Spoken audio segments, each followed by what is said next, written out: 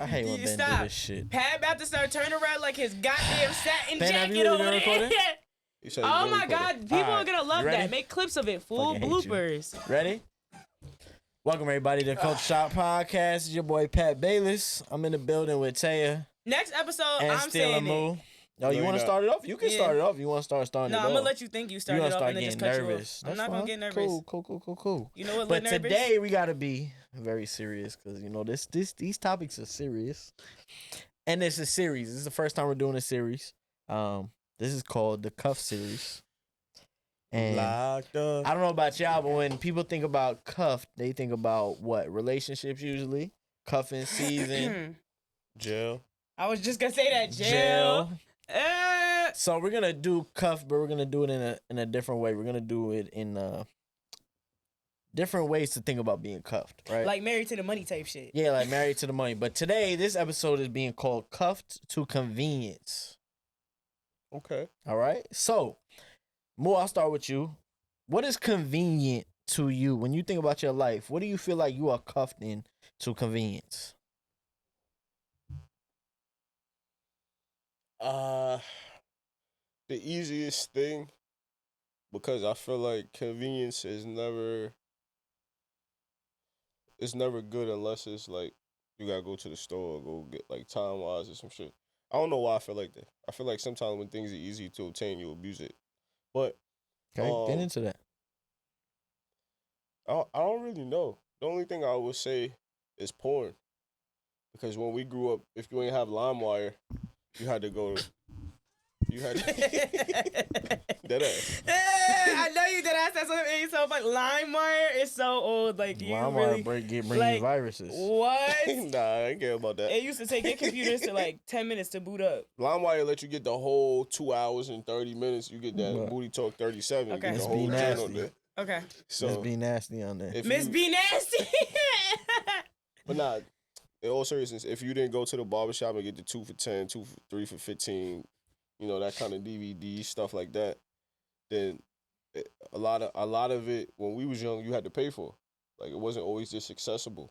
And then once the internet hit, it took us a little while to catch on. But I would say since an adult, that's probably been the easiest thing to obtain, and it's free. So it's a super, I guess, like negative convenience. But for sure, I would say we all can identify with just logging on Twitter and being like, God damn, this is crazy. This is the first thing I see when I scroll. It don't necessarily gotta be you're right. something you follow. You're right. It could be somebody that you Retweeted. follow, retweeted. Yeah, so to me, that's the biggest one. What about you, Tay? What is convenient to you in your life that you feel like you are cuffed to?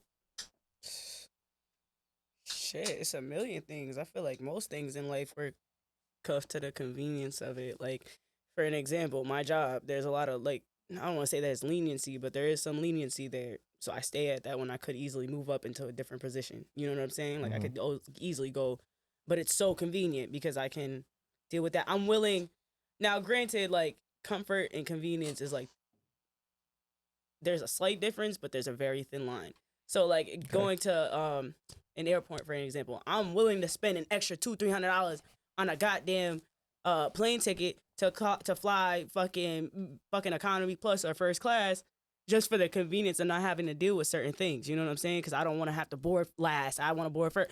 And, like, did you really have to do that to, like, make the trip? So, you know what I'm saying? Like, What is Economy Plus? only certain, I think only, like, one airline has that. I think it's, okay. like, Delta or some shit. And it's either Delta or American Airlines. I can't even I remember. think it gotta be or is it American. 'Cause I've One always of- flew Delta to Africa, and I just Yeah. know like first class. It's first class, right? I think it's either American Airlines. I lied. It's either American Airlines or JetBlue, where it's like you have it's like right before first class, so you don't want to pay the extra like $100, which is really not that much to get into first class. Right. You don't want to pay the extra $100-$200 to get into first class. Pay like an extra $80, you get into economy plus, so you get extra leg room, all that shit. Like it's not as nice, but it's like it's definitely a big difference. It's definitely a big difference. Right. You know what I'm saying? So I feel like everybody is. I mean, you're always looking for something that's convenient. A car that's the most convenient, a job location that's the most convenient. I think sometimes that conveniency can put a cap on what you could get out of life. Conveniency. Right. Mm-hmm. What the fuck is that? She just Google made it, that word. bitch. She made I that did not word make up. a.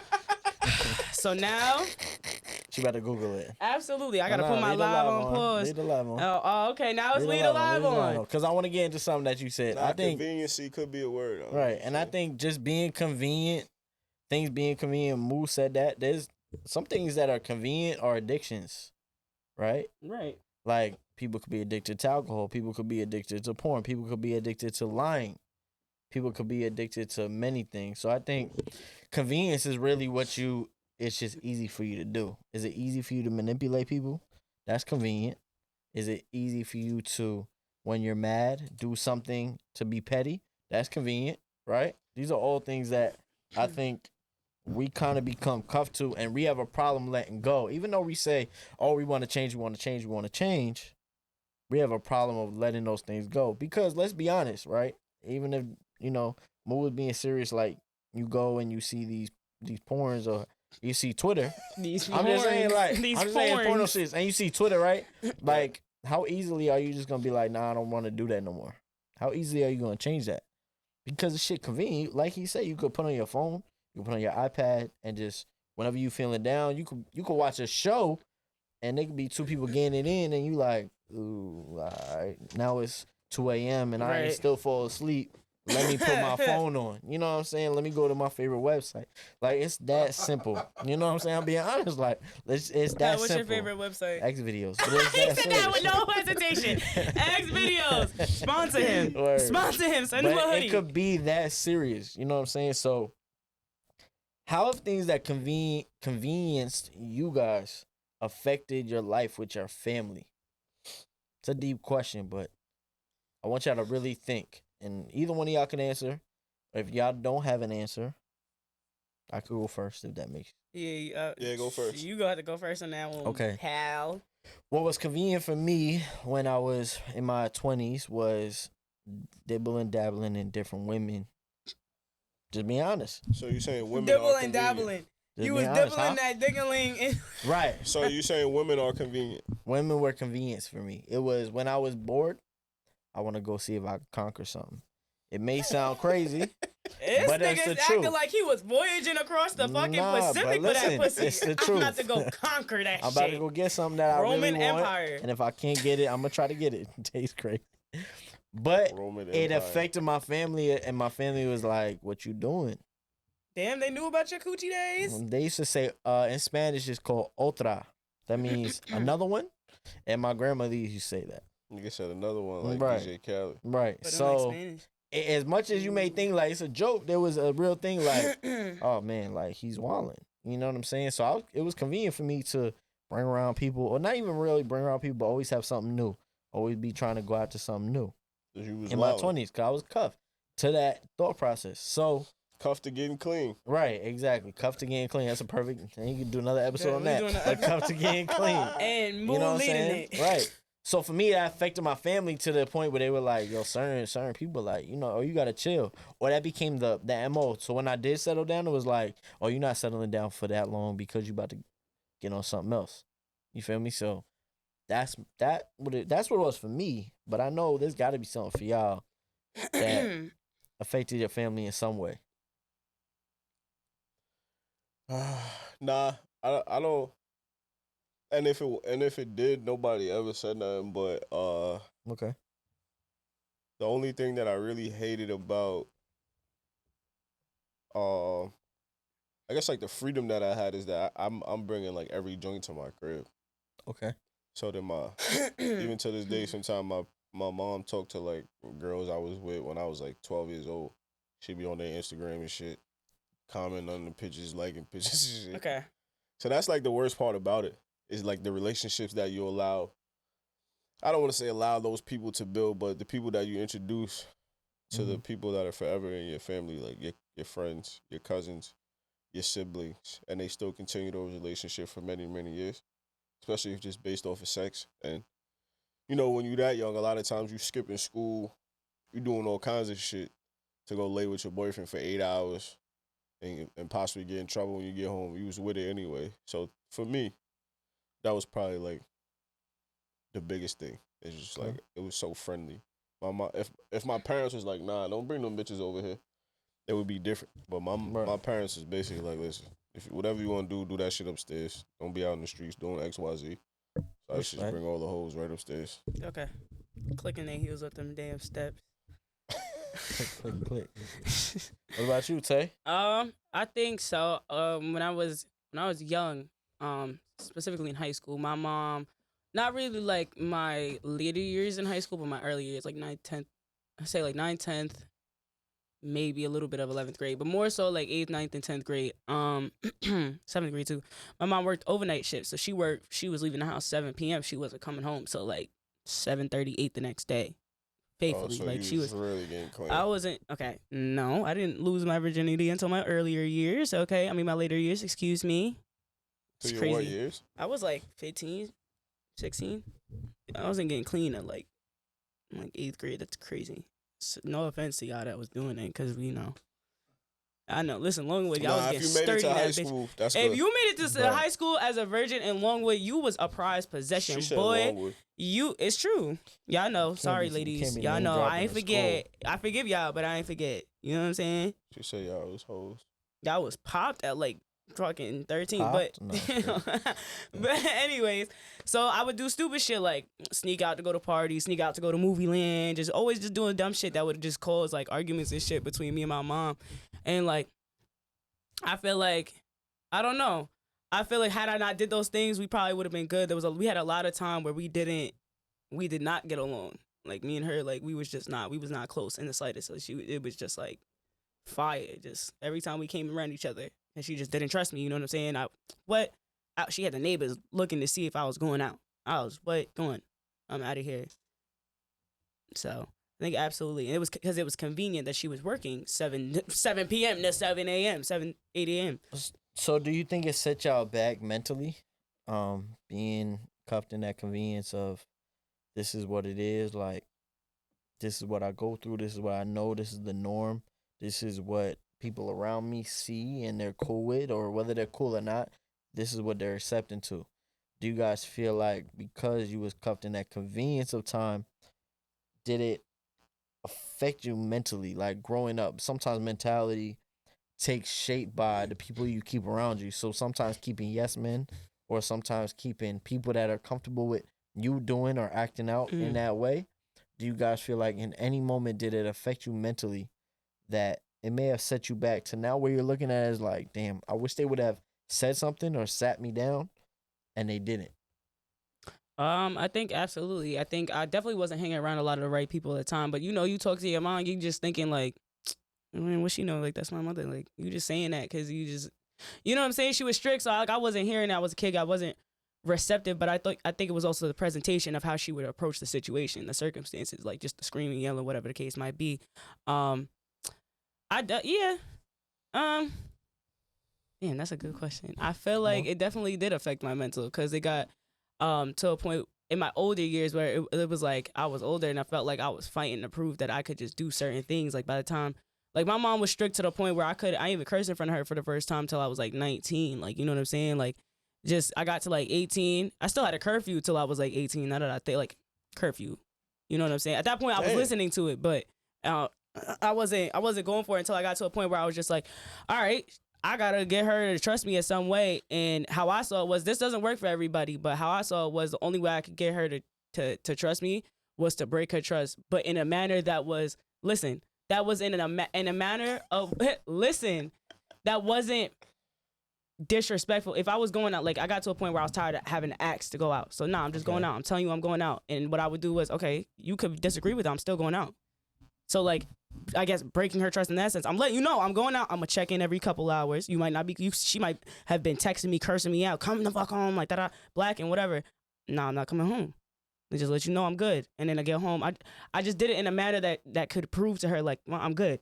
I know I used to do stupid shit, but like I'm good. And that, I think that took like just like 2-3 years, like till I moved. Like even like when it was time when I decided I was gonna move out, like 21, that like.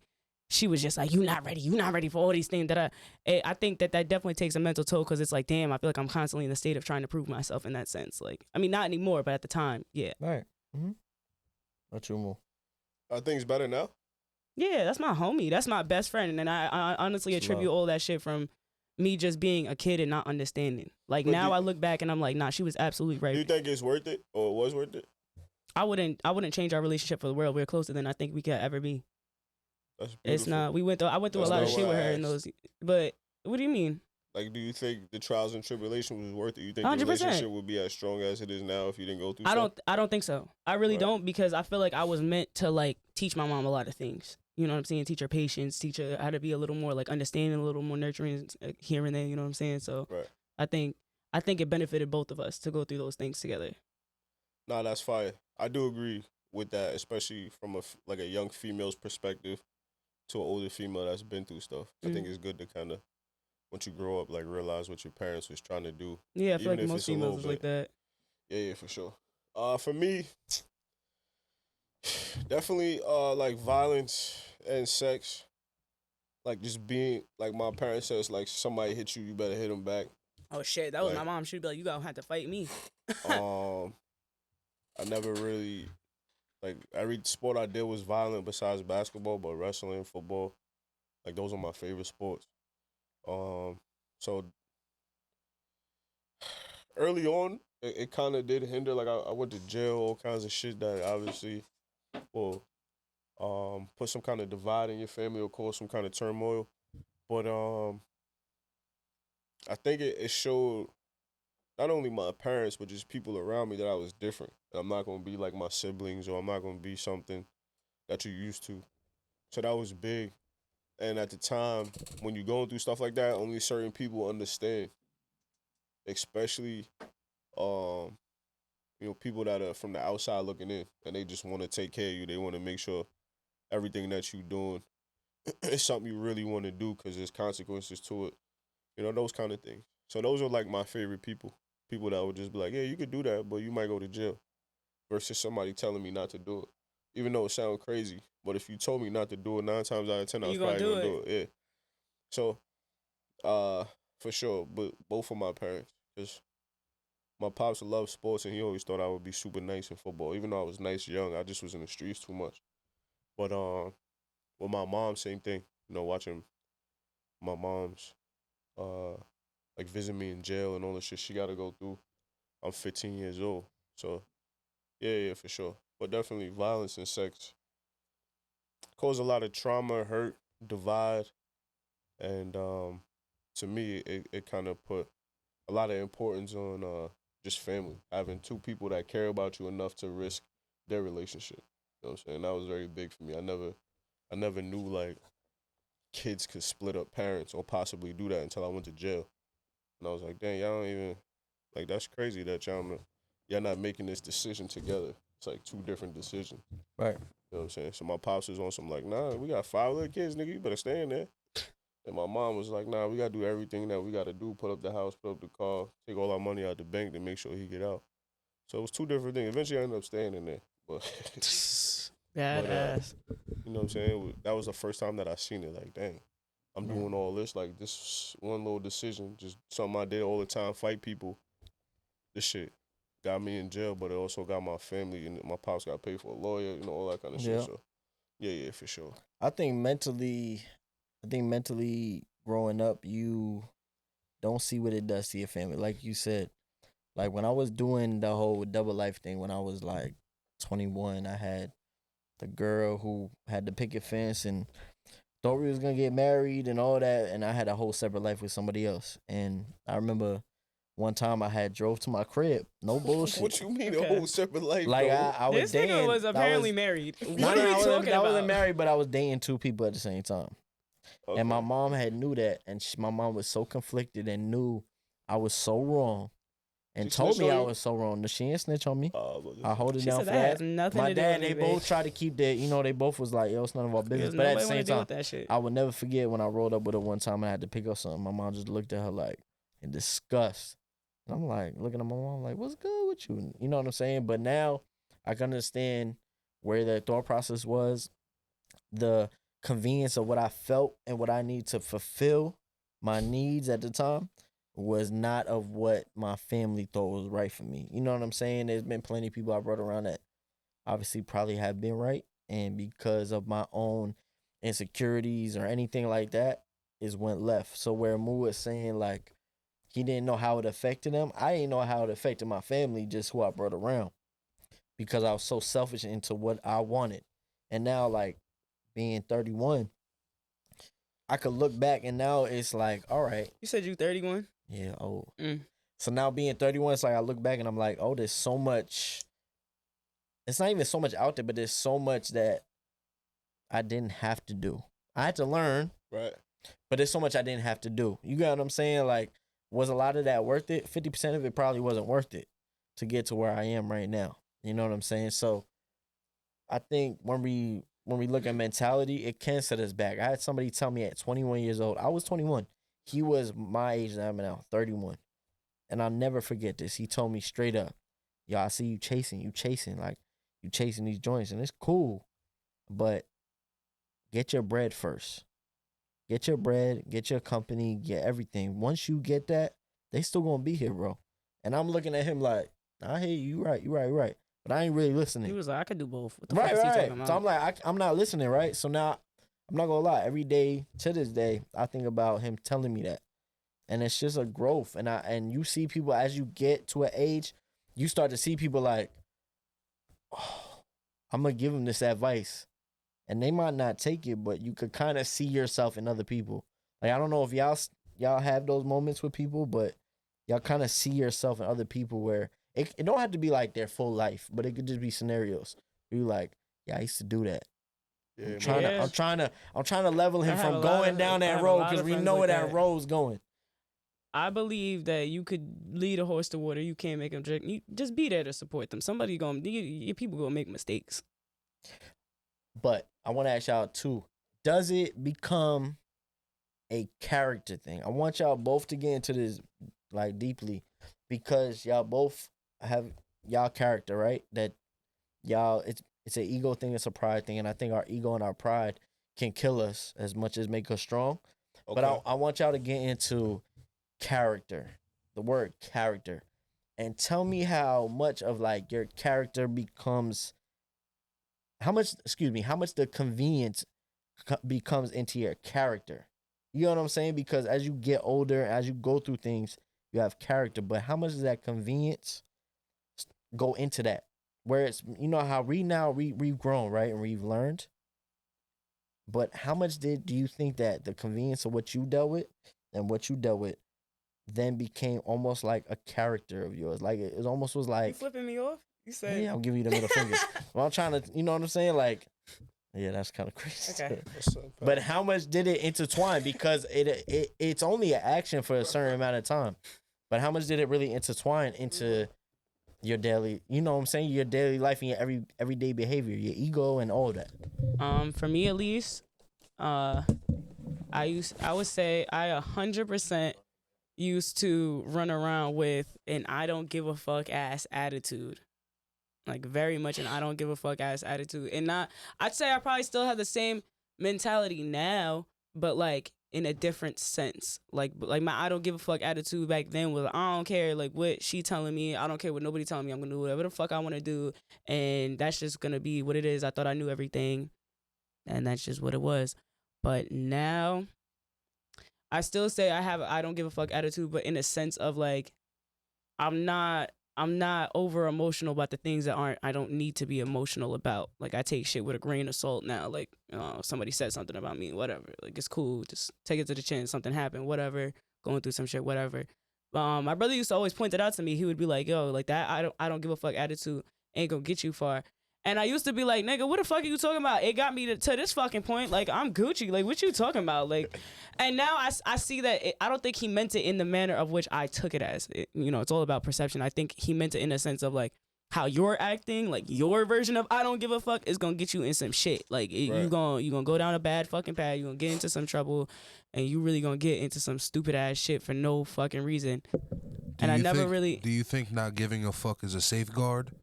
It depends on the circumstance. That's why I say I think back then it definitely was. I think back then me having that I don't give a fuck attitude kind of like protected me in a sense from dealing with certain emotions and things of that sort. And like now, I think like I said, the I don't give a fuck attitude is more so I don't overanalyze certain things. Like I just kind of let shit just be how it's gonna be, good or bad. Like it's just what it is. If something happens, it kind of just happens.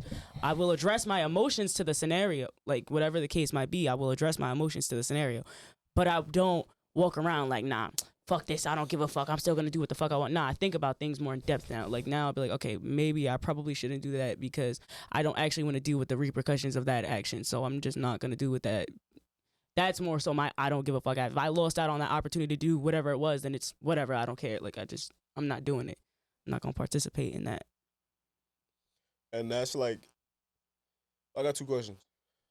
First question, when, because you said something about you not caring. Does that depend on the person, or like if somebody that you care about has a concern, or they comment or say anything, you don't take into consideration based off of how you feel, or it depends on your relationship with them?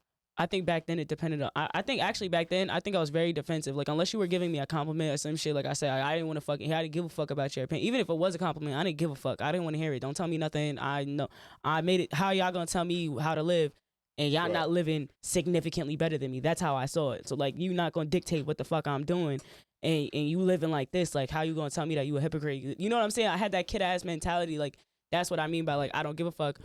Whereas like now. I give a fuck, but I know when like where to draw the line. Okay. Regardless of the relationship with a person, I know where it. I know now at least if it's not something that's gonna bother me in an hour from now, if it's not something that I'm gonna really like, it's not gonna hurt my mind. It doesn't matter. I don't give a fuck. You know what I'm saying? Like I'm just it's in the wind with it. Like I don't care. Like there's so many other things that I've experienced as an adult in a short span of time, like severe traumatic events that like now I realize. Okay, it's not about not giving a fuck or giving a fuck. It's about knowing when to give a fuck and when it's not worth giving a fuck. You know what I'm saying? And like this, I'm throwing that word around, but like sometimes I just cared way too much about certain things, and because of that, I developed this I don't care attitude because I was so tired of caring so much that it just I don't care. Like I don't care about nothing you saying. You can't tell me nothing. Right. I think we've all been at that point, especially like pride and ego comes into play. Or you think you invincible or untouchable. OD, till I found out I wasn't. Yeah, for sure. What was the question again? All right, so once your character becomes intertwined with the comfortabilities and the convenience, do you think that it truly wraps, like where you gotta kind of unravel that? Oh yeah, for sure. Because you have no choice but to kind of become what you practice in the sense of everything, internally, externally, physical, the mental, emotions. So it's hard to just like do something and not pretend it's a part of you, if that makes sense. Like so everything that you do or everything that you desire is a part of you. It's gonna shape you in a negative or a positive way. So for sure. That's what I mean. Like till to this day you still gotta unlearn things that are just not healthy for growth, and it's hard. But like I was saying before, because of convenience, when you go on Twitter, that's the hardest thing. And you can unfollow. Like I don't follow mad porno pages, but I bet you I go on my phone right now. There was somebody retweeted it's gonna be it right there. You know what I'm saying? So all of those things are important. So when you have growth, you look at a human or a person for who they are and what they are versus an object, and you know that kind of stuff. So yeah. If you can't identify with that feeling or understanding exactly that this is just too easy to obtain, so it's becoming negative, then you're not being honest with yourself. I like that. I mean, I totally agree with you. I think it does build into your character where you have to unlearn things. I think it's like taking the next step in anything. It's just in your journey, you know, like certain people, we've talked about it 1,000 times in different episodes, but certain people need to go through therapy or they need to use an outlet. And because that's in your character, you start to believe that that's who you are, right? Like, it's not to say that you're quote unquote not, but you need to unlearn some of those toxic traits you might have had or those bad moments you might have had. We're all capable of different things.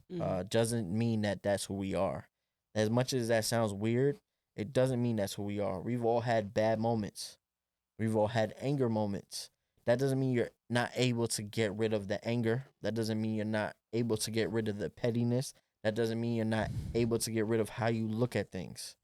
It's very much so how much work you put in. If I put in half-ass work, I'm going to get half-ass results. Right. If I put in 100% work, I'm going to get those results I need. So me being angry for all those years and looking at this girl ain't shit or this guy ain't shit or this guy's a bum or he talking shit, now I'm about to show him what I feel. If I don't put in the work, I'm going to still be like that at 30. I'm going to still be like that at 40. And I think we all know people that are 50, 60 years old still acting like they were at what, 20, 30? Yeah, absolutely. Let's be honest. We do. We You know said somebody 50, in our 60. yeah, like we know people in our Yeah. families that still act that way That's your favorite. because uncle. they haven't unlearned their traumas. They haven't dug into it. And that really can become a part of your character. So unraveling that is definitely something that is not fun. But let's just look at an addict for an instance, right? Like an addict, when they have to get strung off of something, how do they react? It's crazy, right? Like they don't know how to, because it was convenient for them for all their lives. It's the same thing with emotion. It's the same thing with desire. We may desire to have 5 different women, but what if we meet the girl that we're in love with? Then what? We have to unlearn that desire.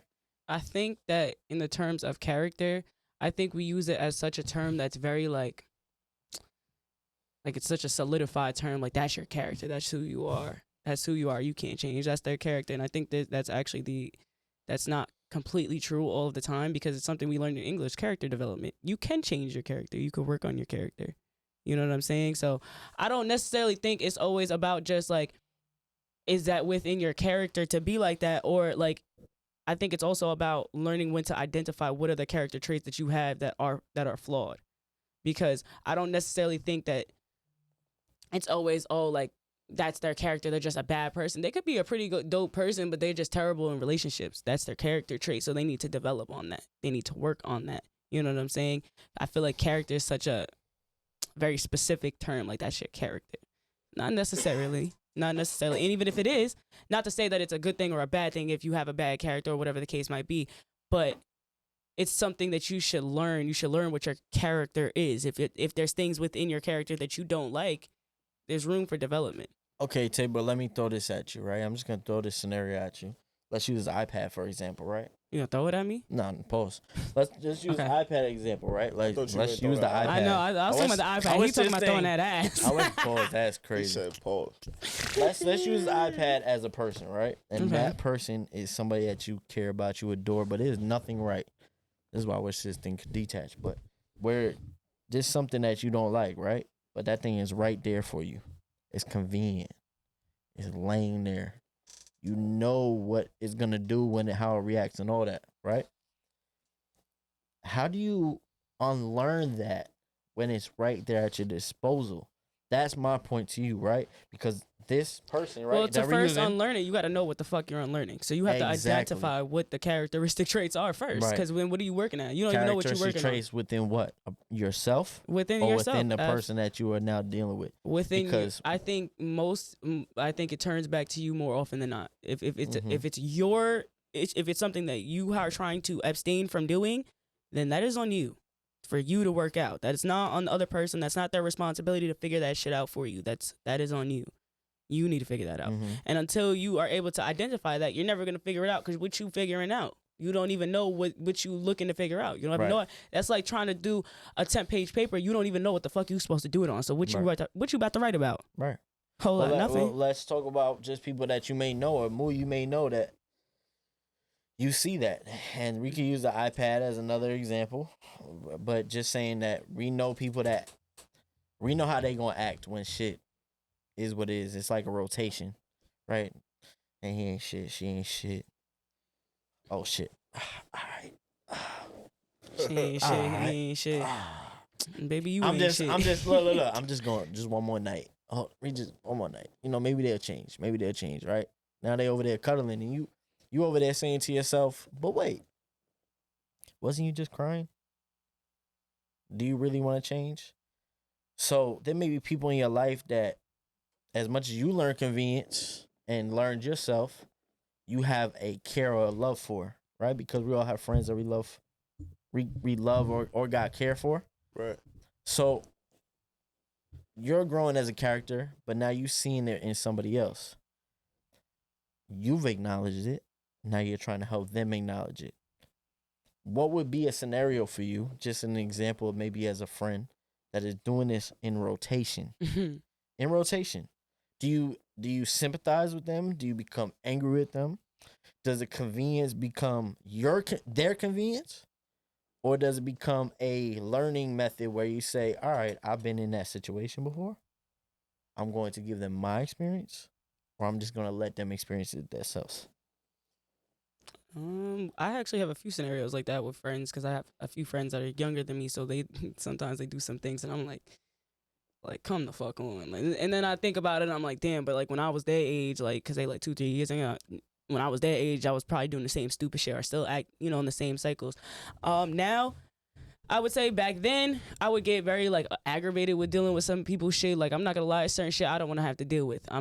But you don't have to. That's a choice. I don't have to insert myself in certain things. I just know where to draw the lines with them. If I feel like I'm trying to help you and then me trying to help you in whatever way that might be, because I'm going to ask you in what ways I can help. I'm not going to try to overstep or whatever to where it's not overwhelming for me to be trying to guide you, whatever the case might be. But if it becomes a point where your issues and your choices are a detriment to my life, I'm not necessarily saying I'm not going to have you a part of my life entirely, but am I going to keep my distance? Absolutely. And when you fall, I'll be there to pick you up. I'll give you the support that you need. You're going to make mistakes, and I'm sure you got a list of motherfuckers in your life that's going to tell you what you did wrong and what you don't need another one. I don't got no kids. I ain't in business of being nobody's parent. You know what I'm saying? So I'm not going to sit here and tell you so wrong for that. You know that. You don't need me to tell you that. And you got a couple motherfuckers that's going to tell you wrong anyways. You don't need me to do it either. I'm just going to support you. Listen, here's what I think you should do in the future. That's up to you. You don't have to, but I think it's going to be of your benefit to try this. And if they don't, they don't. That's their life. You can choose to be a part of their life or not. That's your choice. If it disturbs your peace, then maybe it's not the best thing for you. It don't got to be hate. It don't got to be beef. Maybe you just pull back a little bit so that they can get time and space to reflect on their things on their own and figure it out, because that's what I had to do for me. That doesn't mean I'm not going to be there. I'm one phone call away. I'm just not going to be as present in certain things. You know what I'm saying? Like physically, at least. So why do you think distance is important at that time? I think when you're dealing with other people, whether you're in a relationship, friends, family, whatever the case may be, and they're going through certain things, you should never sacrifice your peace of mind just to try to help somebody. Because how the fuck can you help somebody if you can't even help yourself? You got all this turmoil in your life, and now you adding on they shit, and now you stressed out, you overwhelmed. How are you helping them? Take care of home first, and you go out and you spread that. You spread that from there. But helping them can just be something very simple as listening. Exactly, but that's what I'm saying. I can listen to you. Okay. That's what I'm saying. I literally just said that. No, I just meant like when you get to the distance part. Like I said, I'm always one phone call away. But I'm saying physically, sometimes I can't be present to deal. Like I have friends that they'll be for an example, they dealing with the ain't shit ass nigga. They arguing, it's all toxic. They getting their friend. Now you the friend that's getting. That's my biggest pet. My friends know if it's one thing I can't stand is you getting me involved in your relationship shit. Here's why. Because you probably gonna stay with that motherfucker. Because I did that. So I already know that. You're probably gonna stay with them. Right. And then now I gotta deal with the awkwardness and the uncomfortability of him not liking me and all this shit for no reason. Now somehow I'm the pawn of arguments. Now somehow I'm involved. I'm not dealing with that. I will listen. I'll be a listening ear. You need advice? I got you. I'm not saying. Even if you know both parties? You still absolutely. I've had that scenario where I was friends with both of them. You could come talk to me. Absolutely. Don't try to argue in front of me. Don't fucking bring up these uncomfortable conversations ever, because at the end of the day, that's your relationship. That doesn't even involve me. That's between you and them. You know what I'm saying? Certain things don't actually involve me to really insert myself. If it's gonna be a point where now we just trying to hang out, he pulling up, blacking and shit like that, or whatever the case might be, I don't want to be around that. I'm not dealing with that. Right. I'm just not. I'm at a certain age where I'm not sacrificing my peace to deal with other people's shit. When I can help you from over here, and we'll be good. Nah, you're right. You know what I'm saying? Like it's not everybody's gonna be at the same speed for you, but that doesn't mean you have to slow down to try to meet that. Nah, keep your speed and encourage them to get where they need to be. It doesn't mean that they have to match your pace, but always support them and back them to get them where they want to be. Nah, that's a good perspective. I fuck with that. That's kind of, I guess that's like an adult approach to it, especially when you expect your friends or you want your friends to grow as well. You got to kind of give them that space and experiences and opportunities to do it. So I know for me at you're least, right. I wouldn't know half the things I carry no regrets in my life in many ways. Like I've done a lot of stupid shit, made a lot of mistakes per se, but do I regret any of them? Absolutely not, because who I am now, I genuinely adore and don't think I would have got here without the things that I went through. And that's not to say you had to go through turmoil to fucking get where you want to be, but some people just might have to. Some people might have to face certain trials and tribulations to be able to see what they need to fucking see, because they, for whatever reason, they just not getting it. It's not clicking in their fucking head. You know what I'm saying? Nah, I feel you. How much do y'all feel like pride and ego plays into that? Into what exactly? Into convenience, into like the convenient of being I don't even know how to say it. Like just molding you around what you're used to, because like you may say or she may say there's certain things in your life when maybe when y'all was younger that it felt right, and it fed into that ego. It fed into that pride. Like as a man, for most men, young men is getting that pretty girl. It feeds into their ego. Being that ball player, it feeds into their ego. But how much does it really mean into how much a legacy that they're living or leaving, excuse me, or how much that they're really putting on for the people around them? How much are they educating, right? Because is it really gonna matter when you're 30? The girl you got when you was 20? No. But it fed your ego at the moment. So like, how much do y'all believe in letting your ego go and letting your pride go? I think as men, it's something that we always gonna be struggling with, like the time and place and when and how to insert your ego and your pride. Cause to me, there's like two different ways you could look at it. I feel like my last name is important because of what my family was able to accomplish, especially in like sports. But on the flip side of it, that same pride and ego that I had with me everywhere I had in the streets too, because I just knew like, you know what I'm saying, I got Lex, I got G Money, I'm good bread. Like I could do whatever I want out here, and y'all better not touch me. So to me, it's just two different ways you could really go about it. And like I said, it's you could use it or abuse it. And a lot of times, pride and ego just kind of turns into selfish me decisions. Yep. And when you're young, to me, it's not bad. It's harder, I guess, now to be self-centered because I'm a father and stuff like that. But when you have no responsibilities, and we should be looking at it in a positive way. But when you have no responsibilities, sometimes it's cool to go through those little trials and tribulations and shit. And it could be anything. Getting arrested, fighting in the club real quick, you gotta spend the night in jail, being drunk in public, and whatever like wakes you up, if that makes sense. Yeah, But could be a DUI. right, but a lot of That's times heavy. we go through those things. Right. I mean, That was so whatever. specific. A I was saying, DUI. I ain't have one, but you know, saying. But a lot of times we go through those things just because of pride and ego, and that exact moment we not thinking about nothing but ourselves. Mm-hmm. So now we got to deal with the consequences that come with those decisions. But and for sure, as men, even to this day, like, dang, do I take a step back and how that's gonna make me look, how that's gonna make me feel, or do I kind of do I kind of gas myself up to know like, nah, I'm that nigga. Like I don't give a fuck what's going on. I still got to do X, Y, Z. But sometimes it don't be worth it, especially as you get older. That shit, a lot of that pride and ego shit is just a reminder. But if that's something that intrudes in your behavior on a daily basis, then it's gonna be very hard to not only balance it but overcome it when you really need to. Right. Yeah, You're always absolutely. gonna be stuck in that, like that. I don't want to say like high negative energy place, but you're gonna have a lot of energy, but it's not gonna be for the right reasons. You know, you're gonna need something to pump you up. Females, drugs, sports, whatever. You're gonna need those endorphins, and however you get them, you're gonna need them to survive. So it's gonna be tough on days that's super rough. It's gonna be dramatic. The spectrum gonna be crazy if Okay. you live off pride and ego, because you can go from 0 to 100 very, very quickly. What you Yeah, say? definitely agree. I feel like you live off pride and ego, you're stunting your growth. And that's coming from somebody who 100% was like living out of pride and ego. Like I was like, I'm too good to be dealing with this. That I don't give a fuck ass attitude. You should probably start giving a fucking to some degree. It's your life. You want your life to be a certain way. You need to be acting a certain way and doing certain things. You know what I'm saying? Whatever it might be that you want out of life, you need to be following suit. And sometimes people let their pride. They'll say that they want all these things for themselves.